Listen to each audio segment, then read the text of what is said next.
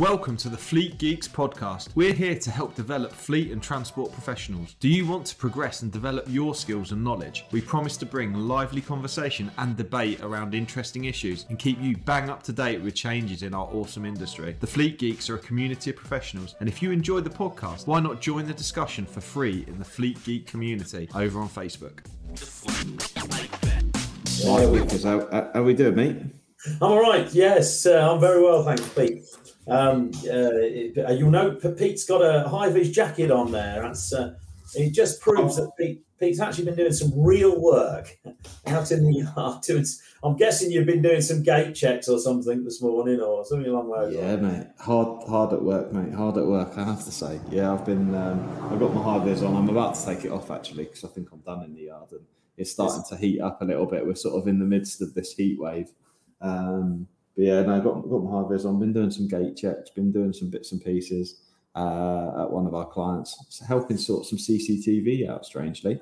Not normally in my remit, but yeah, needs must and all that. Well, I'll tell you what, it's a funny old thing, and transport managers, they do tend to get involved with just about absolutely everything. That is, it's everything. And, we tend to pick up the slack that nobody else wants, such as CCTV cameras. And yeah, absolutely. Making sure the yard's secure. I think that in this role, I sort of pick up quite a bit of the health and safety responsibility as well. And, sort of getting coverage in the warehouse for the routes of the forklift and that kind of thing, so that we can see where the forklift and potentially pedestrians may come into contact with each other. But anyway, that's sort of by the by. Proves the wide remit of a transport manager, doesn't it? Yeah, absolutely. So we've come into content heaven over the next couple of weeks. We can start to pick apart the Traffic Commissioner's annual report.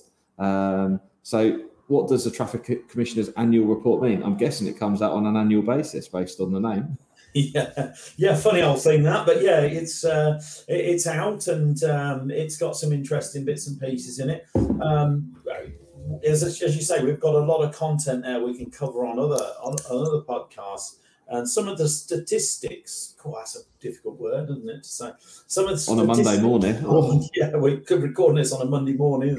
Statistics are quite interesting. They're busy people, our traffic commissioners, and the number of, as we might expect post-COVID, the number of public inquiries is up. The number of driver conduct hearings is up. I mean, up significantly. So whether this is a measure of the industry slipping backwards, I don't think it is, or whether the traffic commissioners are just getting better at what they do, and I think that's a fair point. But yeah, so interesting reading, and I think we're going to get some pretty good material coming out of that in due course. But as usual, the .gov website, if you want to read it, it's all there.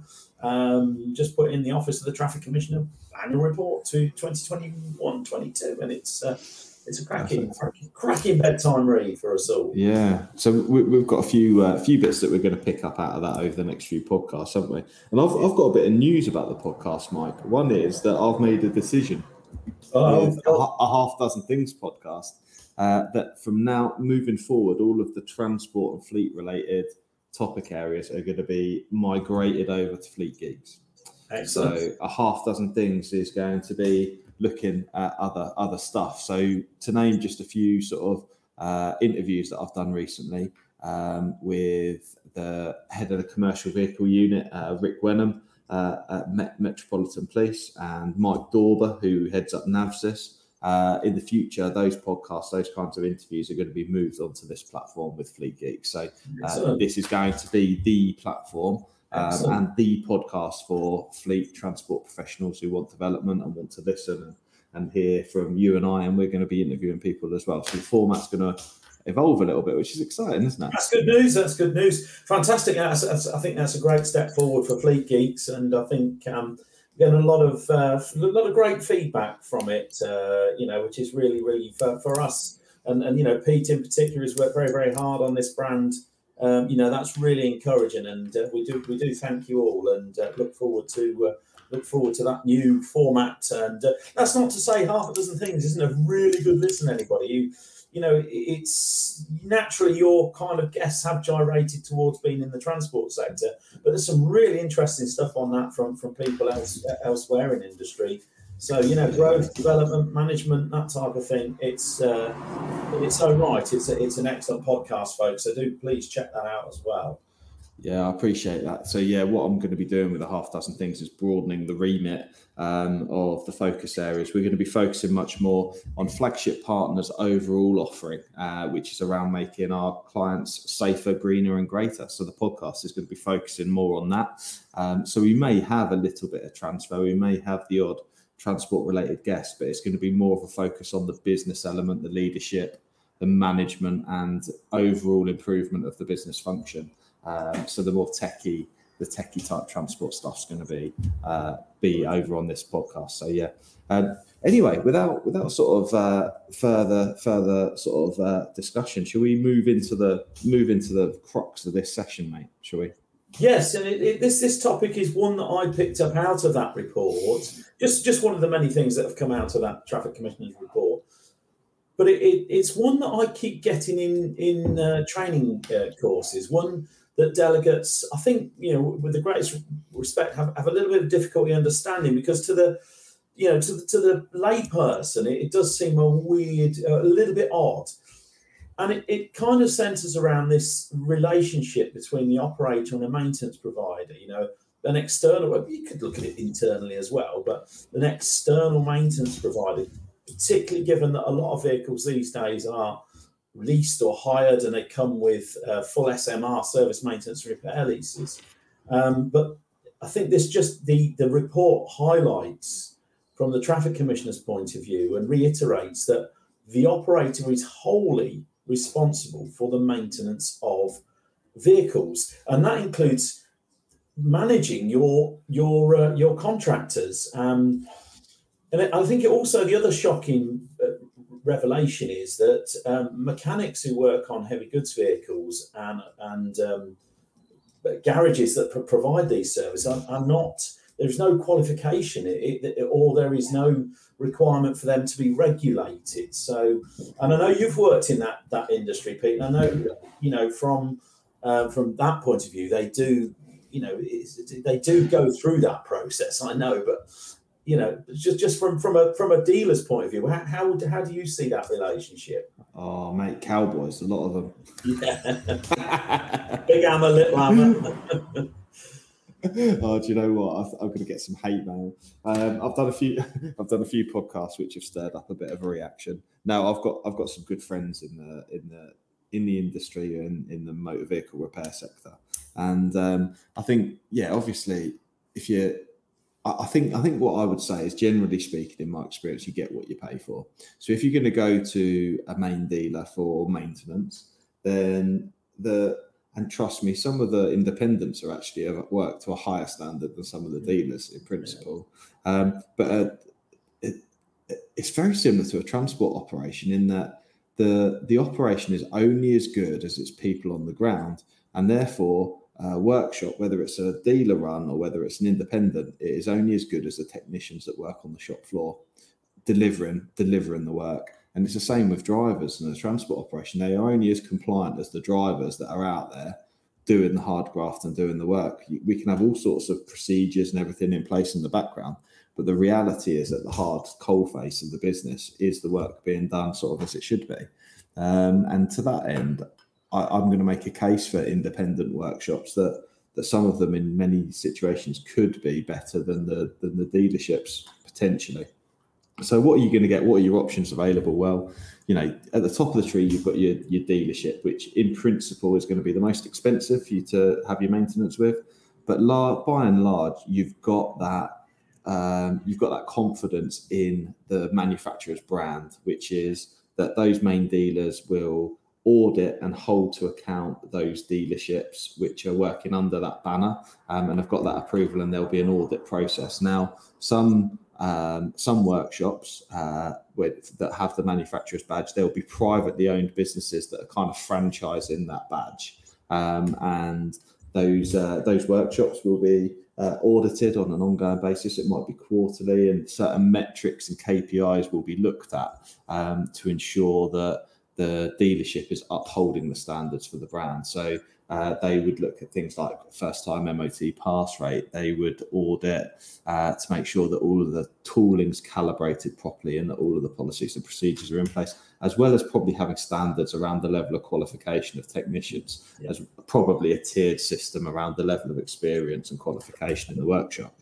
Now, in an independent, that structure is a little less there. And in reality, a technician, whilst there's NVQs and city and guilds, and there's plenty of workshop technicians out there that are time served and probably have never got the certificates, those kinds of things. Exactly. There are independent certificating bodies to look out for if you're looking at auditing or managing your relationship with a maintenance provider, and things to ask around their requirement for ERTEC.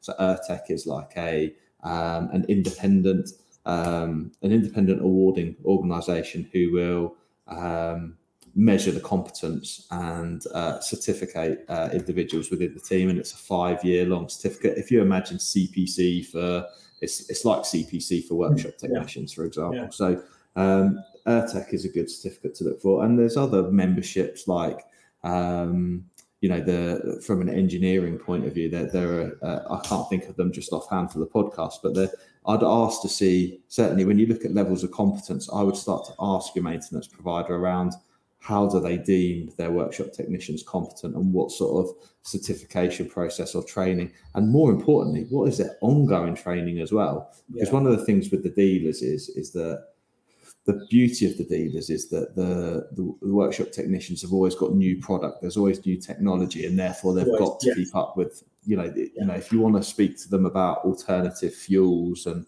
those kinds of things, they will be learning about those things, and they'll be often a little bit more advanced from that point of view than an independent, because the independent might not have the requirement to they might not need to know about alternative fuels yet because it's not started hitting their workshop. They're on a bit more of a need to know basis. But there's lots and lots of standards for people to look out for. Things like ISO standards. If companies have got an ISO 9001 certificate, for example, that is a quality management system. So that means that the business regularly reviews the quality in their business, and they have policies and procedures in place to achieve that ISO standard. Again, with 14,001, which is environmental, and 45,001, which is the safety standards. Again, those things start to sort of demonstrate that a business is of a certain standard. But interestingly, with car garages, you have a few that do sort of a franchise around Bosch and that kind of thing. You kind of see that, don't you? Yeah, so they manage it's like a quality. So, that you're getting that level of service from a Bosch. Exactly. They're not a manufacturer, but they're recognised as a leading brand. They're a German brand. They're a leading brand, and to meet those standards, to use that logo, to use that branding, that car garage will have Bosch as an approval. So they'll have to have certain systems and levels of qualification in place. Interestingly, you haven't really got that, or not that I'm aware of. I don't know if you are. I haven't really got that in the commercial vehicle sector. Hi, it's Pete from Flagship Partners. We're really proud to sponsor the Fleet Geeks podcast. Flagship Partners offer a range of consultancy and training services to ensure that our customers remain compliant and have the best possible knowledge to be able to fulfill their work. If you're interested in support with any of our safety, HR or compliance services, or you want to train to be a transport manager or need driver CPC training, give us a call today.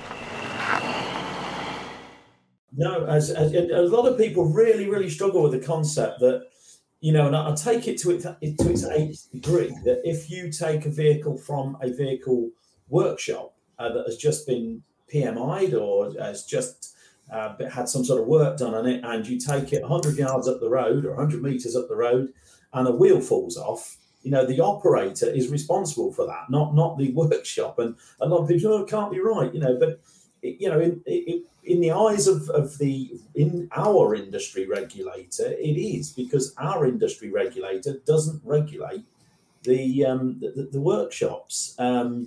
It's strange. One of my other passions is aviation. I'm an av geek, only on a sort of amateur basis. But a mechanic on an aircraft. I hear you became a pilot recently, Mike. I did become a pilot recently.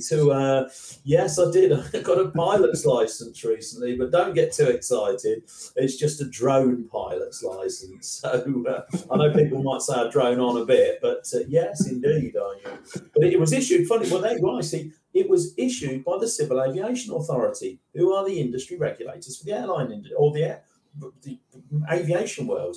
So to be a mechanic and work on an aeroplane, you need to be CAA approved, and they regulate you. So if you make a mistake, and then that could potentially lead you to losing your CAA license to work on aeroplanes. So but that's no such thing exists in the truck world. But Pete, as an operator, in your former life, as it were, how would you deal with an operator coming to you as a workshop manager and saying, look, we need to audit you, or we need to ask some questions of your quality maintenance? Would you be offended, or would you welcome that with open arms? Yeah, it's a good question, and I've sat both sides of the fence on this one for certain, both as the fleet manager and as the workshop manager. So as a workshop manager, I would welcome the opportunity. I think it's I think if you're doing things the right way, then you sort of follow that's the standard that you follow. It will be tricky, I think, for some of the more independent workshops if they've not been held to that level of account by anyone, because this is the way they do it, like it or lump it. It's a really tricky relationship, and I've sort of mentioned this in previous podcasts as well. There's a real shortage of good quality workshops out there. So therefore, there's the balance of power is actually in the workshop's hands, in that they can refuse work, or they can choose not to do work for certain people. So that relationship has to be, by the fleet manager, needs to be very carefully and delicately managed. But you're absolutely right. I think as a fleet manager, you have every right to ask a workshop, because you need to, because you are responsible. Like you've just said, you are, it is your duty as the transport manager. You are duty bound by the regulator to ensure that you effectively manage and control your fleet of vehicles.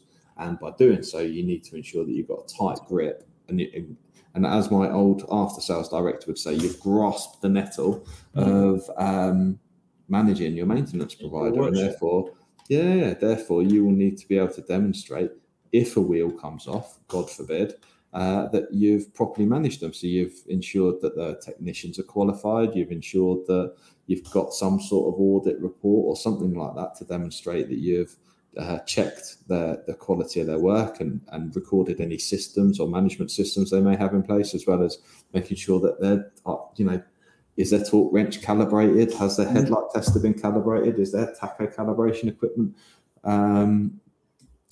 calibrated? I think the only real thing that the DVSA will go into a workshop to check and ensure is run properly is the tachograph center and the MOT lane.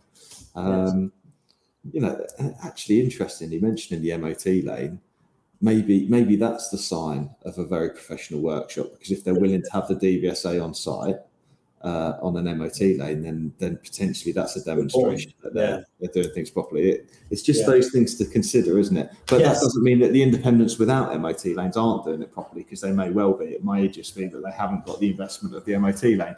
But I'd say the MOT lane is probably a good indicator. Good sign, they've got DVSA. Yeah, they've got DVSA on site on a regular basis. Absolutely, yeah.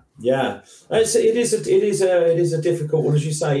It's a from a workshop's point of view, it's a seller's market, isn't it? That there is a shortage of good mechanics around. There's a shortage of good workshops around. So they have that upper hand, and the poor beleaguered operator has to sort of wade their way through that. And what about the ultimately then, as an operator, the steps that you can take to make sure your maintenance provider is doing a good job, maybe even to bring in somebody independently to audit them. we never make this as a sales pitch, do we? But to bring in somebody with that sort of experience, with the workshop environment as well as the fleet management environment, or potentially even to bring in to do a desktop kind of audit, or even to check vehicles that have come from a PMI to make sure that they haven't missed anything. Is as a workshop manager, would you be offended by that if somebody turned up to do an audit?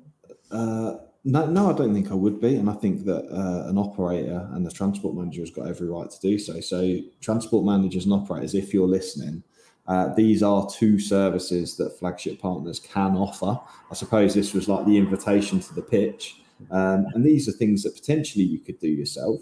But if you didn't feel confident to do so, or you wanted an independent report, in the same way that we are almost approved for the earned recognition auditing program. For example, myself and other colleagues within Flagship are qualified internal auditors. So therefore, as a qualified internal auditor, I've got a lot of workshop experience and I've got a lot of fleet operations experience. So for example, I could quite easily, just as easily as I go into your operation as an operator to check your compliance, particularly for things like earned recognition or FOR standards, those things that I've audited for previously. And I have an audit for a workshop, so I could go in and audit a maintenance provider on your behalf and produce a professional independent report around the systems, the management, the training. I can do spot check of paperwork. I can review your existing service documentation. I would, from a GDPR point of view, I imagine I wouldn't be allowed to see other customers' data or their vehicle maintenance, for example, but I would be able to see yours. I'll be able to review their MOT pass rate because that's available information. What things have that workshop failed on? What items have they failed on? What types of vehicles? What does their history look like? So I could gather a range of that data to produce a professional report for the operator. And likewise, so there's that as a standing audit. And then the other thing that operators can look to do on a regular basis is actually do an ad hoc check post maintenance inspection of a vehicle and have someone independently check that. Some of the large national companies employ engineers or subcontract engineers to do things like that. And I think that is something, if you asked me what's in my crystal ball for the future, I think that's going to be a big thing. Like gate checks have become a big thing for us, for transport managers managing the vehicle check operation. There's going to be a similar thing, which will be about managing the PMI, because ultimately it's the operator's responsibility that the PMI is done and it's done properly. And the only real way for them to do that is to get that independently checked. And a lot of transport managers won't be mechanically qualified, so you would be looking to potentially subcontract that role for someone else to come in and check that. So it'd be straightforward things. For example, you'd get the inspection sheet and you'd go, hang on, are those tyre tread depths actually the same as what's on the vehicle now? Seen that before. Is the mileage correct? There's lots and lots of things that you can go around and things like, are the bulbs working? There's some really straightforward things that actually a transport manager would be more than capable to do. When it comes to, sorry, Carol. I was going to say, I had a guy on a course the other day. He tell me that no names, no pack drill, but a maintenance provider. He phoned them up and liked it and said, "Thank you very much." And they said, "Well, what are you thanking us for?" He said, "Well, somehow," he said, "between the last inspection and this inspection, my tyre tread has grown."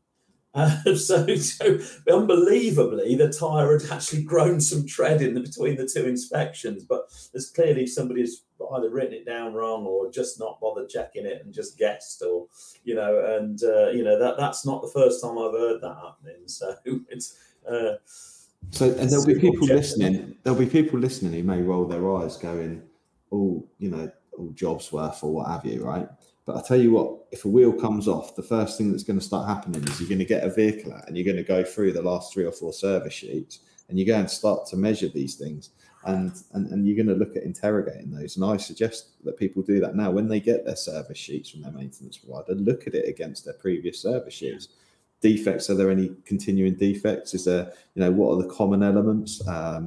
Tread depth, tyre pressures, does the pattern sort of follow? Are they really checking those tyre pressures? what's the brake test result look like, for example?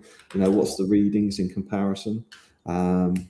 Brake test is a whole nother ball game, as we're well aware. And for transport managers now, the expectation isn't just to accept a pass; it is that, and we could do a whole different podcast, I think, on roller brake tests. But just accepting a pass is no longer acceptable. We need to make sure that we're interrogating the actual measurements and the readings that are coming from that brake test report as well. Absolutely. And so you kind of come back full circle, really. You mentioned there the focus on these, and that's what started this conversation, was that if it appears if it's on the radar of the traffic commissioners, and I'm guessing actually probably most things are, to be fair, but if it's on the radar to the extent that they've actually included it in an annual report, then we are into that kind of territory. And it wasn't meant as a sales pitch, but people probably are not aware that there are people who will do this for them.